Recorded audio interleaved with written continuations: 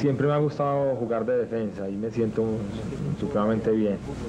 Pero antes también jugué de volante, cuando estaba en Calasanz. Me gustaba esa posición. Y en determinados momentos de los partidos me gusta ir al ataque, me gusta no solamente defender. Andrés dejó un legado de respeto. Andrés era un hombre disciplinado. Nunca nadie va a decir que Andrés Escobar llegó tarde a un entrenamiento. Nunca nadie puede decir que Andrés Escobar le faltó al respeto a un reportero, a un periodista, a una persona que estuviera en esas externalidades del fútbol que son a veces dificultosas, ¿cierto? Yo creo que el respeto, que fue lo mismo que él ayudó a conseguir para el fútbol de Colombia. Porque Andrés Escobar no estuvo, pues, no podía estar en la consecución de la Copa América, que es el título de pantalones largos que tenemos hasta ahora.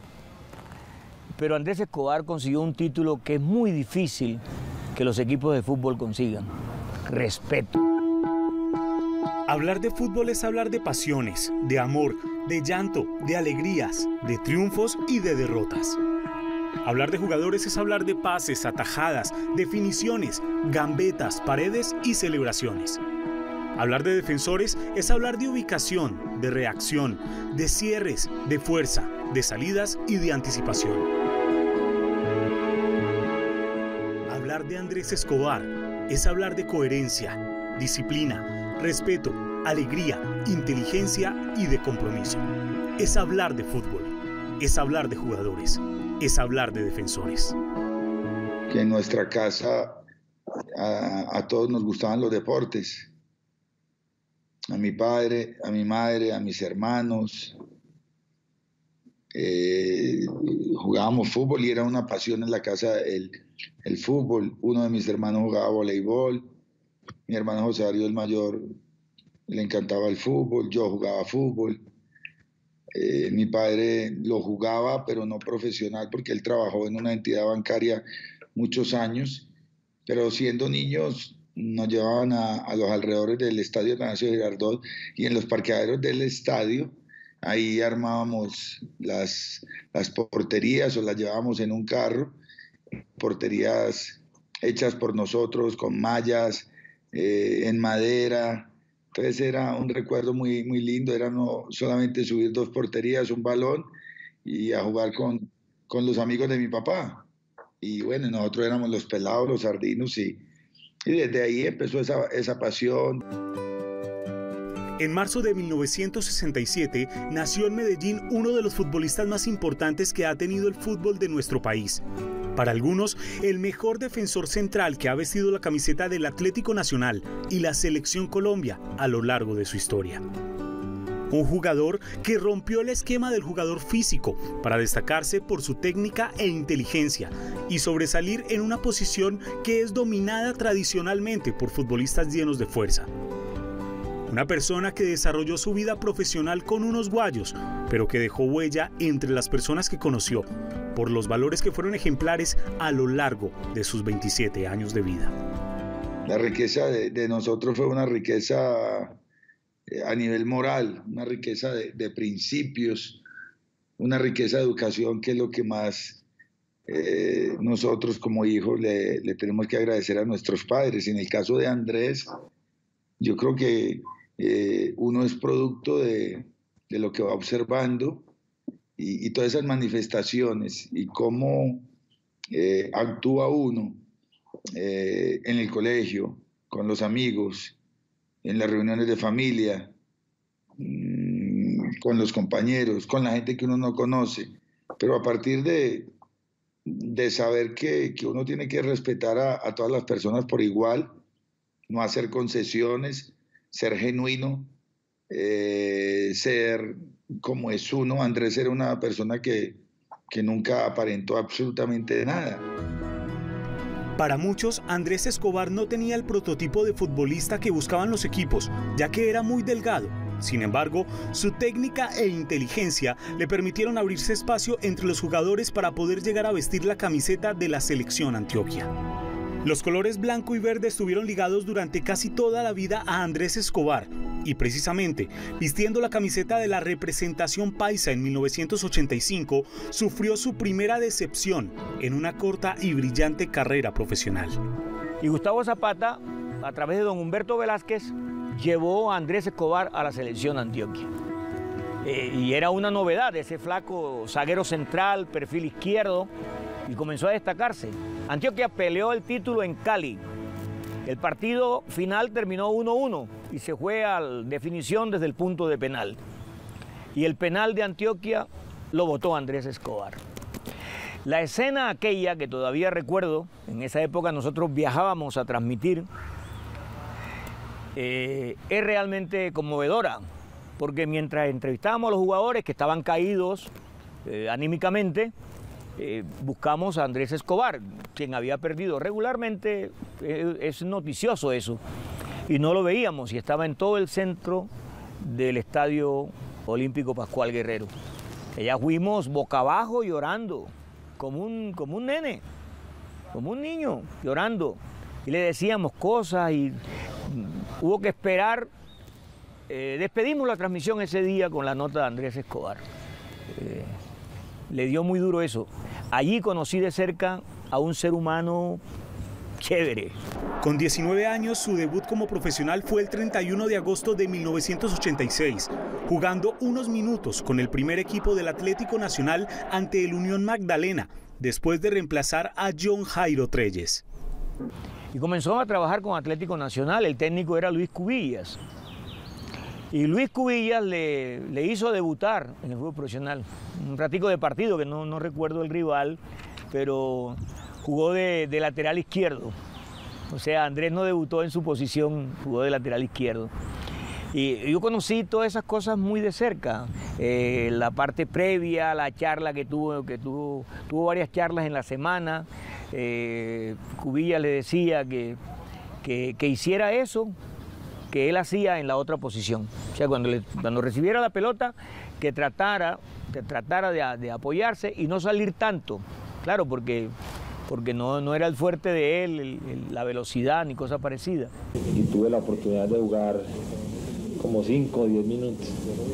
Y recuerdo que tenía unos nervios impresionantes, era en ese banco que temblaba cuando me iban a meter a la cancha, porque pues uno tan joven y con esa responsabilidad y con los jugadores que tenía Nacional en esa época, pues para uno era un privilegio el hecho de estar entrenando con ellos, pero tenía muchas ganas de jugar y entré a la cancha y sentí nervios, sentí mucho susto, y recuerdo que trataba pues de controlarme, pero era muy difícil y no veía a la hora de que terminara el partido porque era un susto muy grande.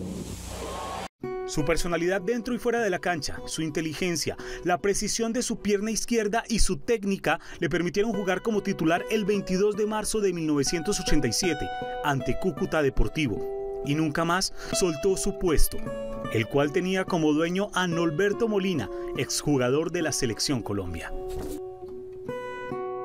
Lo aconsejamos, pero todo el mérito es de él por la disciplina y porque empezó a entrenarse como un verdadero profesional, porque él el fútbol lo tomaba de una manera no seria y no profesional, y ya cuando decidió y la gente le empezó a decir que tenía muchas condiciones, ahí se dio cuenta que tenía un gran potencial. Es más, Andrés empieza a jugar de extremo izquierdo, después pasa a volante de creación y termina como defensor central.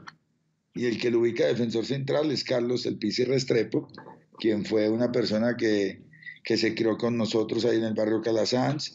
Nosotros vivíamos en una casa en la primera planta y los hermanos Restrepo, los Pizzi, vivían en el segundo piso. Entonces crecimos juntos y Carlos fue entrenador de Andrés ahí en el colegio Calasanz. Lo puso a jugar de defensor central y ahí se empezó a destacar. Bueno, yo creo que como futbolista, Andrés, o como defensa central, me queda muy bien decirlo porque no soy objetivo, pero a mí me parece que no ha salido un solo central como él.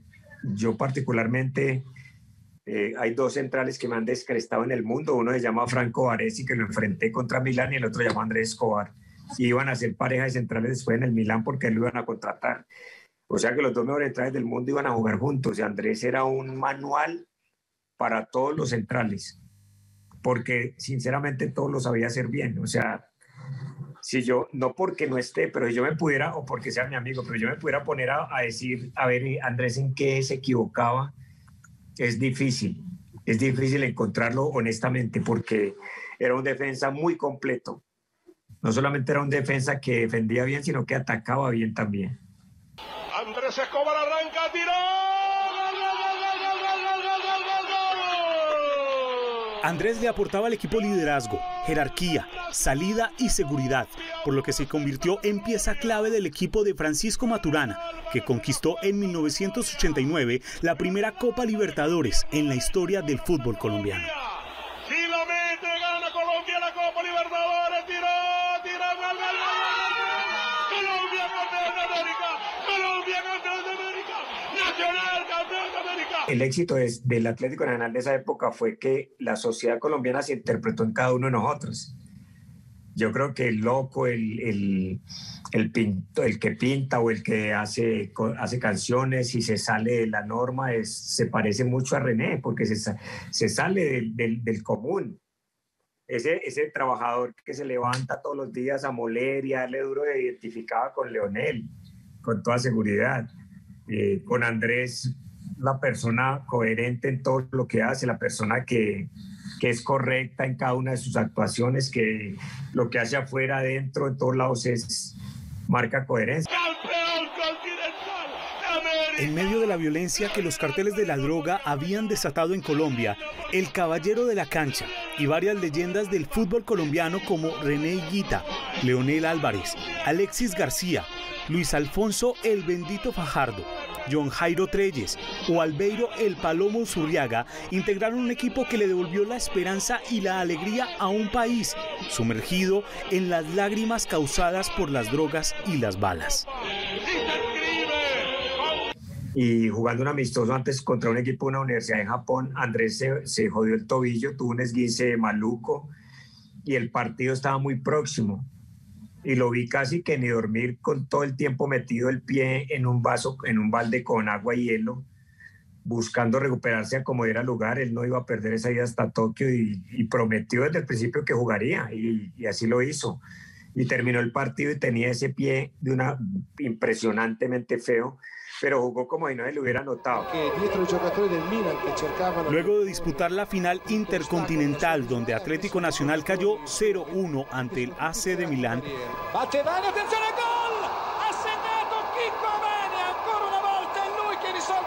considerado uno de los mejores equipos en la historia, Andrés Escobar viajó a Suiza para vestir la camiseta del Young Boys.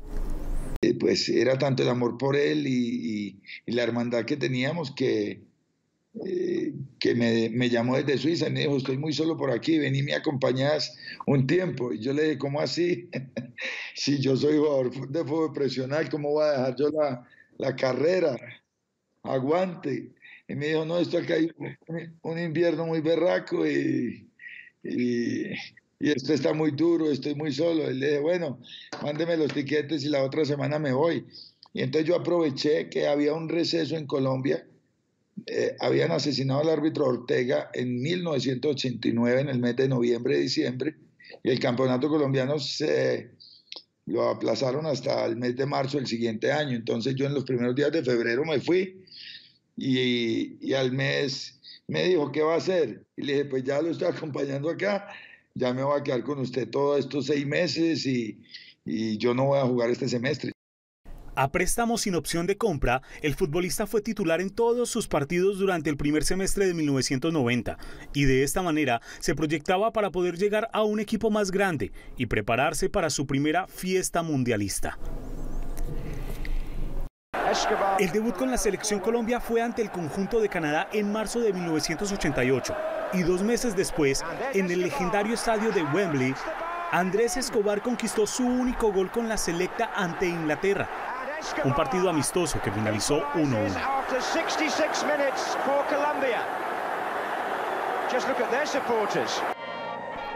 Desde su debut, Andrés Escobar se convirtió en pieza clave del equipo tricolor para clasificarse a los campeonatos mundiales de Italia en 1990 y Estados Unidos en 1994, aunque por lesión no hizo parte del histórico 5-0 contra Argentina. Andrés para el fútbol colombiano representaba el modelo del deportista, en este caso en el fútbol, porque una persona, además de la información genética desde el punto de vista calidad humana que traía, pues hombre, tenía unas excelentes condiciones como profesional. Su primer mundial fue titular. La confianza que tenía en él Francisco Maturana lo llevaron a Italia para ser parte de este equipo que sorprendió al mundo. El debut tricolor fue con una victoria 2-0 sobre Emiratos Árabes, con goles de Bernardo Redín y Carlos El Pibe Valderrama. Forse non sarà una canzone a cambiare le regole del gioco. En el segundo partido, la tricolor sufrió una derrota ante Yugoslavia por 1-0. En el partido de la fase de grupos, Andrés Escobar fue titular con el equipo que llenó de alegría a todo un país, tras empatar en el tiempo de descuento frente a la poderosa Alemania por 1-1, con una anotación de Freddy Rincón. En los octavos de final, el sueño mundialista terminó tras caer 2-1 ante Camerún, pero la participación de esta selección en Italia 1990 cambió el concepto del deporte y masificó el fútbol en todo el país como nunca antes se vio. Tal como lo hizo con el club de sus amores, Andrés Escobar, junto a jugadores legendarios de la talla de Carlos Valderrama, Arnoldo Iguarán, Bernardo Redín y Freddy Rincón, y los compañeros de su equipo como René Higuita y Leonel Álvarez, hicieron parte de una selección que trajo alegrías a un país acechado por el narcotráfico y el conflicto armado.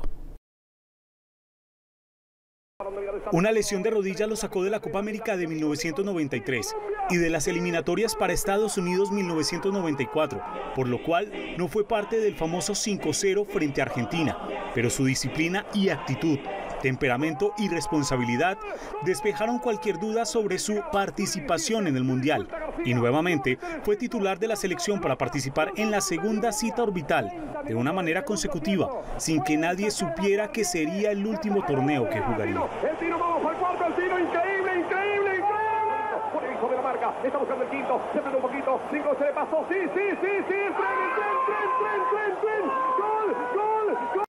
El no haber ido al 5-0 frente a Argentina porque estaba lesionado, pero se recuperó y hacía trabajos de fisioterapia a mañana, tarde y noche, y lloraba y me decía por teléfono, yo me voy a recuperar y yo voy a ir al Mundial.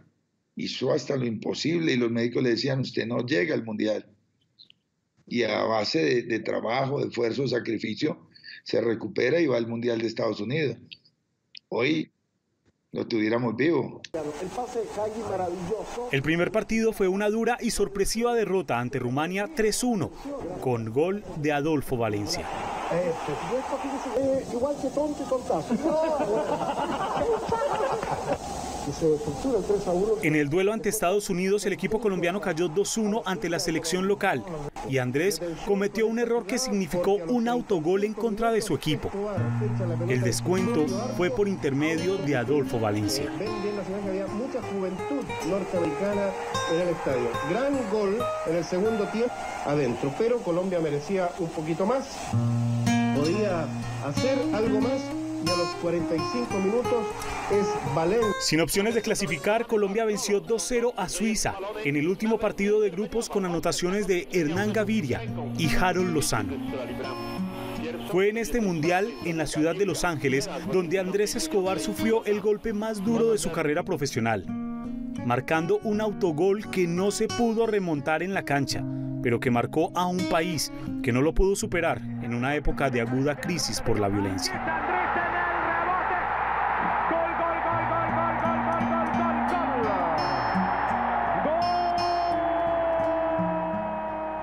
Viene el autogol y ese pues es el momento más doloroso en la vida deportiva para él. Yo al hotel después del partido me dice que cómo va a ser un autogol si nunca lo había hecho en ninguna parte, ni con la selección Antioquia, ni con Atlético Nacional, ni en los campeonatos juveniles, y que precisamente el mundo entero lo estaba viendo. Yo le dije, pues, no es el único que ha hecho un autogol, es un accidente, hace parte del fútbol, quédese tranquilo que usted es muy bueno, usted no va a dejar de ser bueno por el autogol que cometió, tiene que fortalecerse y estar fuerte de esa cabeza. Me dijo, sí, yo te entiendo, pero se me va a dañar la contratación para el fútbol de Italia, yo tengo casi todo listo con el Milan, y bueno, y efectivamente eso para él fue un golpe durísimo, el haber cometido el autogol, y creo que el dolor que sintió no lo sintió nunca en su vida por el momento, porque la imagen, cuando repiten el autogol, esa imagen es desgarradora. Yo cuando veo esa imagen, a mí me parte el alma, y yo que estaba ahí presente en el estadio, ahí en Los Ángeles, yo decía para mis adentros, ojalá fuera yo el que hubiera cometido el autogol y no Andrés. Pero bueno, le tocó a él y vivió esos momentos difíciles. Yo lo sufrí a la distancia, pero todos los de la selección se quedaron en Estados Unidos y Andrés optó por venirse. Y cuando vino, pues me llamó porque éramos muy amigos, o sea, la gente no se alcanza a imaginar lo que vivíamos juntos. Y me llamó y hablamos un rato larguísimo por teléfono, y me dijo que saliéramos un rato, que salíamos.